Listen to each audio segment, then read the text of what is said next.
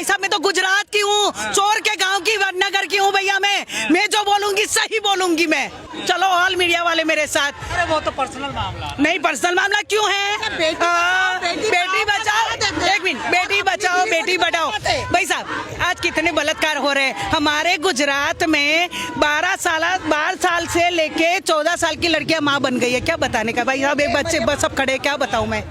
है बलात्कारी को फांसी नहीं दे रहे, सब बिके हुए हैं भैया बीजेपी वाले। देश में बेरोजगारी पे, स्वास्थ्य पे, शिक्षा पे कभी चर्चा होगी?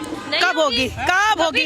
जब हमारी सरकार आएगी तब जरूर होगी। अच्छा, देखो अभी हमारे घर में एक कमाने वाला था, 7 जने खाते थे, आज 8 जने कमाने वाले, तो भी पूरा नहीं हो रहा है घर में। आप तो गुजरात से हैं, गुजरात में तो विकास हुआ होगा। किस बात का विकास हुआ? चोरों का विकास हुआ है। क्यों गुजरात मॉडल पूरी? कुछ नहीं है, दारू का विकास हुआ है और कुछ विकास नहीं हुआ मेरे भाई। वहाँ पर देखिए। किस बात का? दारू का बैन लगा हुआ है ना, लेकिन वो बीजेपी के नेताओं के वाले ही पकड़े जाते हैं भैया। 1-1 करोड़ का माल निकलता है उनके घर में से। जीत कैसे जाते हैं ये?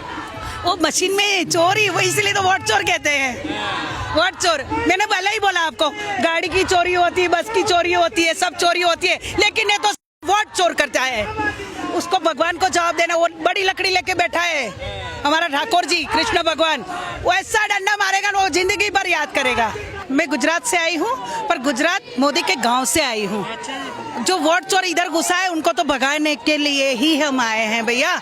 हम भी चुनाव लड़े हैं, हम कैसे हारे, लेकिन ऐसे चोर लोग घुसे हुए हैं ना, उनको भगाने के लिए हम आज इकट्ठे हुए हैं भैया। मैं यही कह रही थी, साइकिल की चोरी होती है, गाड़ी की चोरी होती है, लेकिन वोटों की चोरी ये सरकार में हो रही है ना, तो इन लोगों को पानी में डूब के मर जाना चाहिए कि ऐसा तो नहीं करना चाहिए। ये चोरी करे, कौन सी चोरी नहीं करते होंगे वो लोग, हैं?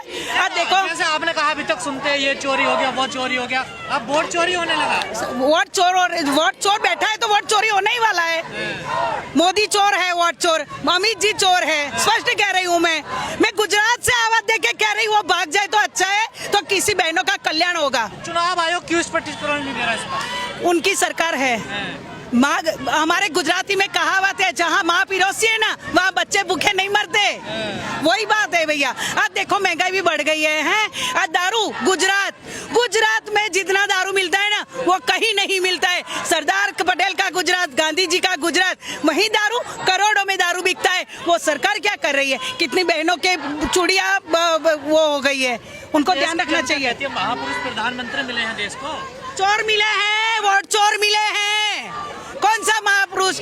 मनमोहन सिंह थे, राहुल जी है, इंदिरा गांधी थी, सोनिया जी है, उनका नाम दीजिए ना आप। हम ये आवाज से बोल रहे हैं ना, तो मीडिया के 2 हाथ जोड़ के बोल रहे हैं, सबको दिखाना पड़ेगा, स्पष्ट बात है। नॉन बायोलॉजिकल है प्रधानमंत्री, तो अवतार है, देखिए। अच्छा, न बीवी है न बच्चे है, वो किसी का नहीं है तो प्रजा का क्या होगा? है जो घर का नहीं हो, जो घर का नहीं, उसकी बीवी हमारी जसोदा भाभी को छोड़ दिया तो किसको नहीं छोड़ता? प्रजा को छोड़ देगा मेरे भाई। और अभी हमारे बहन ने जो बताया शराब के बारे में, तो इसका तो बहुत बड़ा इशू है, क्योंकि मुझे बताइए आज महिला कहाँ सुरक्षित है? आज राह चलते शराब मिल रही है, आज युवा पीढ़ी शराब में लिप्त होते जा रही है, और आज छोटे छोटे बच्चियों के कितने दुष्कर्म हुए जा रहे हैं। मुझे बताइए, अगर एक इंसान नॉर्मल हो, जैसे आप भाई साहब मेरे साथ खड़े हैं, आप नॉर्मल स्थिति में खड़े हैं, तो आपकी नजर कहीं और जाएगी? नहीं जाएगी। लेकिन यही इंसान अगर शराब पीकर खड़ा होगा तो उसकी नजर 10 जगह जाएगी, चाहे वो छोटी बच्ची हो, चाहे बड़ी बच्ची हो, एक 60 साल की बूढ़ी क्यों ना हो। ये जो खराब करने वाली स्थिति है सबसे ज्यादा शराब से। तो मैं आपके न्यूज चैनल से अपील करना चाहूंगी कि सबसे पहले तो ये शराबबंदी की जाए, ताकि युवा नशे से मुक्त हो, और उसके बाद में महिला सुरक्षित हो, क्योंकि नशा हटेगा तभी बेटियां बचेगी। एक बात बताइए, सवाल चुनाव आयोग से किया जाता है, लेकिन जवाब बीजेपी देती है।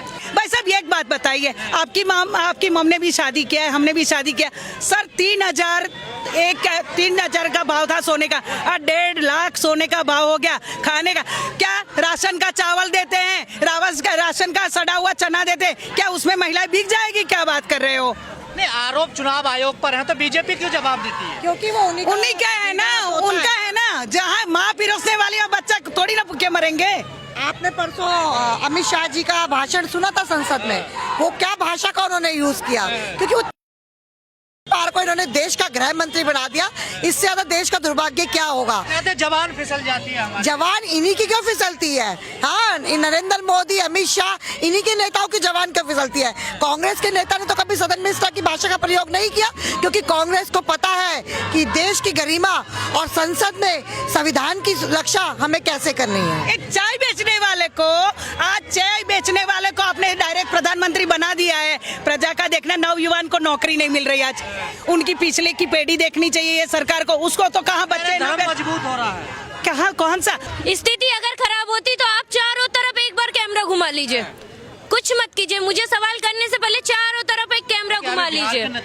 कोई 1 रुपए देकर आया हुआ व्यक्ति नहीं है, सब कांग्रेस परिवार के व्यक्ति है। तो आप ये नहीं बोल सकते कि कांग्रेस की स्थिति खराब है। आज मुद्दा क्या उठ रहा है? वोट चोरी हो रही है, कांग्रेस की वोट चोरी हो रही है, इसलिए मुद्दा हो रहा है। रोका जाएगा। आज इसके द्वारा भी प्लानिंग की जाएगी। बहुत मुद्दे बने हुए हैं, हम आप लोगों को नहीं बता सकते, लेकिन बम भी आएगा, कुछ नहीं होगा, फिर भी देखिए। मैंने आपको एक ही बात स्टार्टिंग में क्या बोली, आज के बाद 3 बजे के बाद न्यूज चालू करना या कल सुबह न्यूज चालू करना और देखना। आप तो खुद महिला है, लड़की है, तो आप तो सुरक्षित होंगी ना? कहाँ सुरक्षित है भाई? अमित शाह जी तो कहते हैं, देखिए हम सुरक्षित होते तो आज 3 साल की बच्ची, चलो हम तो बड़े हो गए, 3 साल के बच्ची की तरफ भी क्या नजर से देखा जा रहा है? आज ऐसी स्थिति आ गई है कि 3 साल के बच्चे की तरफ इतने बुरी नजर से देखा जा रहा है। तो हम 21, 22, 25 साल के होने के बाद में हम क्या सुरक्षित रह जाएंगे? आज वो बच्ची स्कूल जाते समय भी माँ बाप सोचते हैं कि मेरी बच्ची स्कूल जा रही है तो घर वापस सुरक्षित आएगी या नहीं आएगी, ऐसी स्थिति आकर हम लोगों के सामने खड़ी हो चुकी है। जब कांग्रेस की सरकार थी यही स्थिति थी क्या? यहाँ वोट चोर गद्दी चोर की रैली है, बहुत बड़ी महासभा है, जिसका बहुत बड़ा भूकंप आपको कल देखने मिलेगा या आज शाम तक देखने मिलेगा। हमारे आदरणीय राहुल गांधी जी का जो प्रयास रहा अभी तक का, ये जो वोट चोरी कर रहे हैं उसका काला चिट्टा आज पूरा खुलने वाला है। जो थोड़ा थोड़ा अभी तक खुला है उसका पूरा काला चिट्टा आज यहाँ रामलीला मैदान में खुलने वाला है। लेकिन लगातार देखिए आप लोग कह रहे हैं वोट चोरी हो रही है, पर सरकार पे या इलेक्शन आयोग पे तो कोई फर्क पड़ता ही नहीं है। क्यों पड़ेगा? क्यों पड़ेगा मुझे बताइए। सरकार उनकी बनी बैठी है, उनको क्यों फर्क पड़ेगा? कहीं नहीं फर्क पड़ने वाला है, लेकिन इसके बाद जरूर पड़ेगा, क्योंकि जनता जागरूक हो चुकी है, जनता को पता है और इस चीज का वो डर महसूस अभी कर रहे हैं। मैं आपको क्या बता रही हूँ, आप 3 बजे के बाद न्यूज अपनी चलाइए, मोदी जी का इंटरव्यू लीजिए, मोदी जी से बात कीजिए, इलेक्शन कमीशन से बात कीजिए। आज वो खुद डरे हुए हैं, आज वो लोग खुद टीवी के सामने बैठे होंगे। ईवीएम में भी गड़बड़ है क्या? बहुत बड़ी गड़बड़ है। गड़बड़ तो ईवीएम से शुरू है। इनकी जब ईवीएम की बारी आती है बोलने की, क्यों ये मुंह चुप्पी करके शांत हो जाते हैं? क्यों ईवीएम पे नहीं बोलते हैं? ईवीएम को लेकर आंदोलन तो नहीं होता, देखिए कोई भी। अच्छा, ईवीएम को लेकर आंदोलन होता है, लेकिन सफल क्या होता है? इसके द्वारा आज जो चीजें सफल होगी ये आपको बहुत देखने मिलेगा। सबसे बड़ी बात यह है कि ईवीएम के बारे में हमने जो मुद्दे उठाए इसके पहले भी, वो हमारे असफल कहीं हुए नहीं है, ठीक है। और सबसे ज्यादा इनको डर ईवीएम हटाने का है, तो हमें पता है सब चीजें। महारैली हो रही है और जितनी भी हिंदुस्तान में ओपोजिशन पार्टीज हैं, महागठबंधन के सहयोगी दल है, सब मिलकर इस रैली का आयोजन कर रहे हैं, जिसका नेतृत्व माननीय राहुल गांधी जी कर रहे हैं। आपको नहीं लगता कांग्रेस मुद्दे से भटक गई है, समझ नहीं पा रही जनता आखिर चाहती क्या है? जनता मुद्दे से जनता की नब्ज नहीं पकड़ पा रही है, पकड़ रही है अच्छी तरह से। कांग्रेस पार्टी ही है जो लोगों की आवाज को उठाती है, जो लोगों के मुद्दों को संसद में अंदर और बाहर वो खूबी उठाती हैं। लेकिन इन लोगों ने माया जाल ऐसा फैलाया हुआ है, इलेक्शन कमीशन खुद ये चला रहे हैं, तो वोट चोर करके गद्दी हथिया रहे हैं। इलेक्शन माया जाल क्या फैला रखा है? माया जाल चोरी का चलाया हुआ है, जो वोट काटने, वोट जोड़ने, ये माया जाल है इनका। और ईवीएम का भी ये मिसयूज कर रहे हैं। ईवीएम पे तो राहुल गांधी जी नहीं बोलते हैं, देखिए सब बोल रहे हैं। कहाँ बोल रहे हैं? हर जगह बोल रहे हैं। बोतल अरे गड़बड़। हाँ, देश का जो बुद्धिजीवी वर्ग है, एडवोकेट वर्ग, उन्होंने सुप्रीम कोर्ट में ये बातें उठाई हैं, मुद्दे उठाए हैं, लेकिन कुछ नहीं हो पा रहा उनके है। साथ कहाँ आई है पार्टी? राजनीतिक किस- पार्टी कोई भी नहीं आई किसके उनके साथ? वकीलों के साथ देखिए। आ रहे हैं, उनका समर्थन कर रहे हैं। वकील जो है सारे ओपोजिशन की सपोर्ट कर रहे हैं। तो बीजेपी के पास चुनाव, बिहार चुनाव में आपने देखा होगा, इनकी जहाँ जहाँ भी रैलियां थी अमित शाह जी की, मोदी जी की, सारी फ्लॉप रही सरकार, लेकिन वोट 95% पड़ा। ये हालात है। जीत फिर भी जाते हैं। हाँ, वो चोरी से है ना जी, ईवीएम गड़बड़ से है। ये इशू है, बाकी कुछ नहीं है इनके पास। निकलेगा, बिल्कुल निकलेगा। और अगर यही स्थिति रही तो लोग मैदान में आएंगे, इनको घर से निकलना बाहर बंद कर देंगे। क्रांति आएगी हिंदुस्तान में। लेकिन लोग जो है जनतांत्रिक तरीके से लोकतंत्र की सुरक्षा के लिए तैयार हैं। पहले भी आज़ादी बलिदान से ली है, तो इन चोरों को हटाने के लिए भी देश का जो नागरिक है, कांग्रेस पार्टी जो है बलिदान के लिए तैयार है। पे सवाल उठा रहे हैं कि राष्ट्रवादी है या नहीं है। देखिए, वंदे मातरम को लेकर बहस हो रही है संसद में। वंदे मातरम जी का इनको पता क्या है, कब था वो, कितनी शताब्दी हो गई, पता है? वंदे मातरम की थीम, आत्मा क्या है, पता है इनको? आप पे इन्होंने सवाल कर रहे हैं वो देखिए। इन्होंने तो हमेशा विरोध किया है। ये तो तिरंगे पे भी सवाल खड़ा है, उसको नहीं मानते। तो ये राष्ट्रवादी कहाँ है?